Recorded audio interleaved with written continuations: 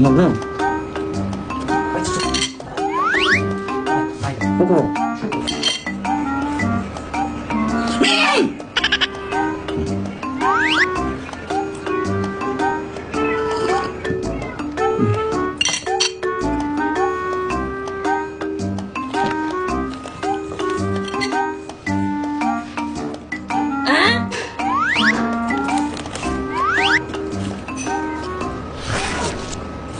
Salam necəsən?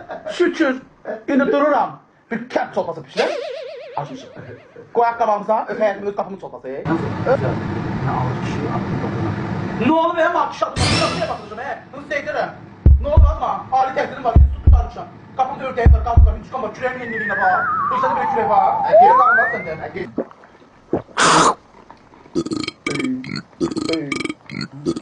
Ardından kastıdı. Aslında kiraz. Vay.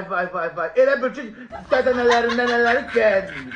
Hamı gəlsin, qazısını çəkəsini gələcəksiniz. Meydən açır.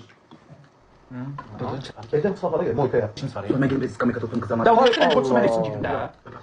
Hadi sen gidin, ben gidip başka yerden ben de. Nece evde kız safhada? Ben belki kaçtım. Bu eve kız gelmiyor.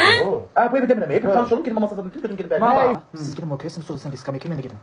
Sen ne gitsin? Yok ben skamika sen gidin. Kurasın dursun. Ama ben ne var skamika? Ben ne? İstemezsiniz ben evden koşmak dolu. Skamika'da evlenirler. Ben tanışırlar oğlum, ben gidelim.